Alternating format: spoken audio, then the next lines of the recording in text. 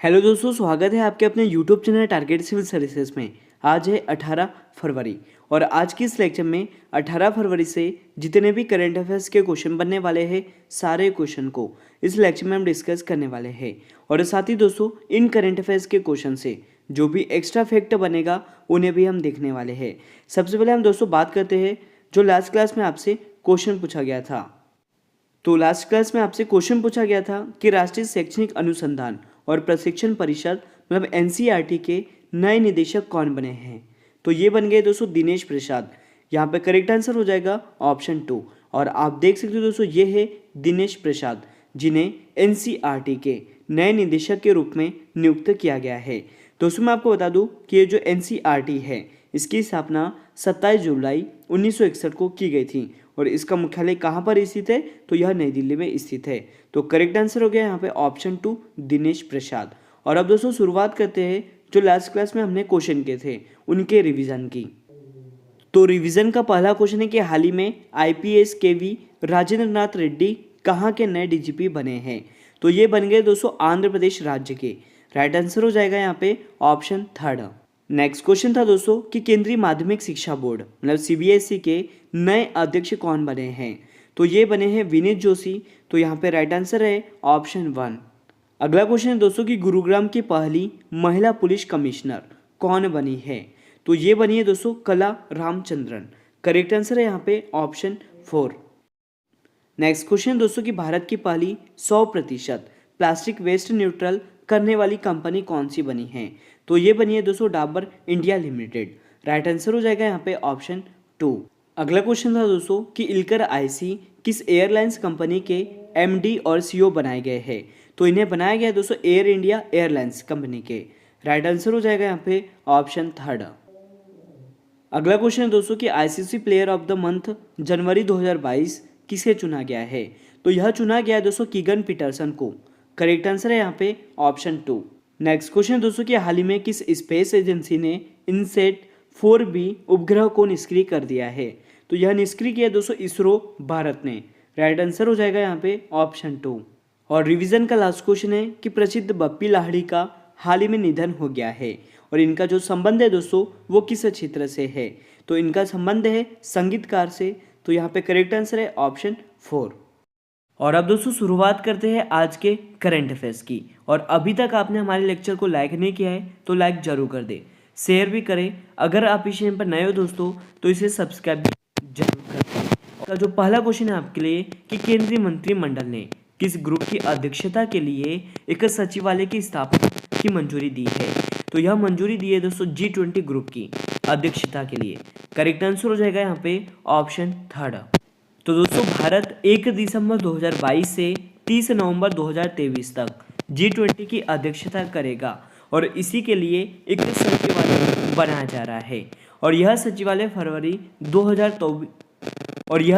दोस्तों फरवरी 2024 तक चालू रहेगा, जिसके अध्यक्ष कौन होंगे, प्रधानमंत्री होंगे। और वर्तमान में भारत के प्रधानमंत्री कौन है दोस्तों, तो यह नरेंद्र मोदी जी है। और यहाँ पे हम बात करें राष्ट्रपति की तो ये रामनाथ कोविंद जी है। और यहीं पे हम बात करें उपराष्ट्रपति की तो ये एम वेंकैया नायडू है। तो याद रखना दोस्तों आपको कि केंद्रीय मंत्रिमंडल ने G20 ग्रुप की अध्यक्षता के लिए एक सचिवालय की स्थापना को मंजूरी दे दी है। हम दोस्तों बात करें G20 की, जिसके अध्यक्ष कौन है, तो यह जोको विडो है।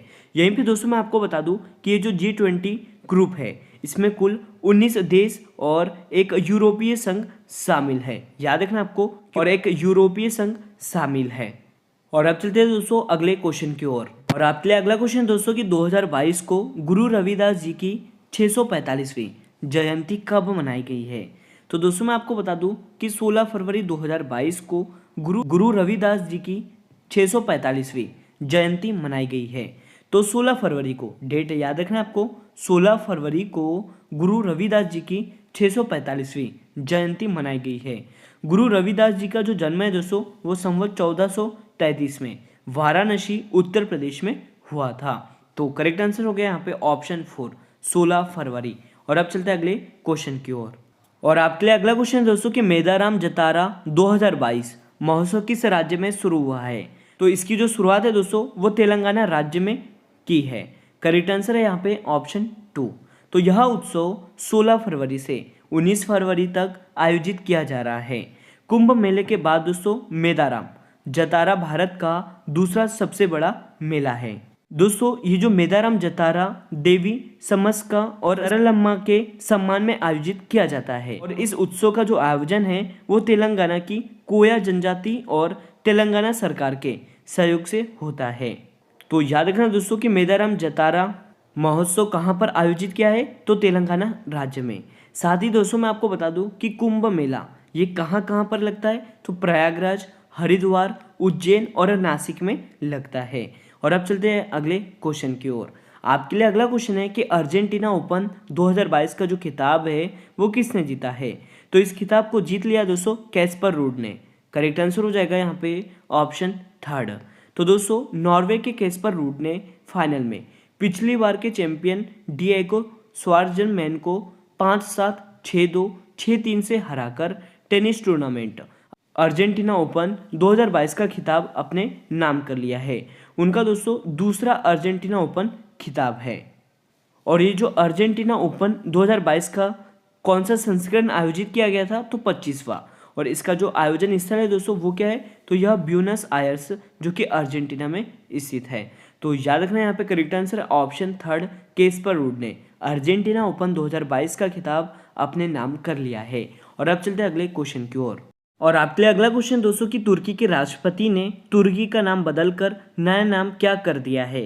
तो दोस्तों मैं आपको बता दूं कि तुर्की के राष्ट्रपति रिसेप टैयिप एर्दोगान ने तुर्की का जो नया नाम है वो दोस्तों अब क्या कर दिया है, तो तुर्की कर दिया है। यहाँ पर करेक्ट आंसर हो जाएगा ऑप्शन 1। दोस्तों मैं आपको बता दूं कि जो तुर्की के राष्ट्रपति है रिसेप टैयिप, इनके अनुसार तुर्की शब्द तुर्की राष्ट्र की संस्कृति, सभ्यता और मूल्यों को बेहतरीन तरीके से दर्शाता है। और मैप में आप देख सकते हो दोस्तों ये है दोस्तों तुर्की, मतलब जिसे इंग्लिश में टर्की के नाम से जाना जाता है। तुर्की दोस्तों एशिया और यूरोप महाद्वीप में स्थित है। साथ ही मैं आपको बता दूं कि तुर्की की जो राजधानी है वो अंकारा है। याद रखना आपको तुर्की की राजधानी क्या है, तो अंकारा है। तुर्की की जो करेंसी है वो दोस्तों टर्किश लीरा है। और तुर्की के राष्ट्रपति कौन है, तो यह रिसेप टैयिप एर्दोगान है। तो ये सभी महत्वपूर्ण पॉइंट थे तुर्की से जो आपको याद रखना है। और अब चलते हैं अगले क्वेश्चन की ओर। आपके लिए अगला क्वेश्चन है कि भारतीय सेना के deputy chief of army staff के रूप में निम्न में से किसने पदभार ग्रहण किया है। तो यह पदभार संभाला है दोस्तों चनीरा पोनपा ने। करेक्ट आंसर है यहाँ पे ऑप्शन 1। तो लेफ्टिनेंट जनरल चनीरा पोनपा ने भारतीय सेना के deputy chief of army staff के रूप में पदभार संभाला है। लेफ्टिनेंट जनरल चनीरा बंसी पोनपा को प्रतिष्ठित वज्र सेना की कमान संभालने का गौरव भी प्राप्त है। दोस्तों लेफ्टिनेंट जनरल चनीरा बंसी पोनपा कर्नाटक के विराजपेट तालुक में बिंटलगला के पास नंगला गांव के रहने वाले हैं। तो याद रखना यहाँ पे करेक्ट आंसर हो गया ऑप्शन 1। चनीरा पोनपा को भारतीय सेना के deputy chief of army staff के रूप में नियुक्त किया है। और अब चलते हैं अगले क्वेश्चन की ओर।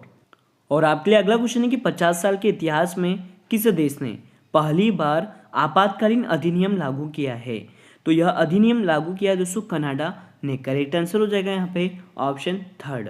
तो 50 साल के इतिहास में कनाडा ने अपनी पहली बार आपातकालीन अधिनियम लागू किया है।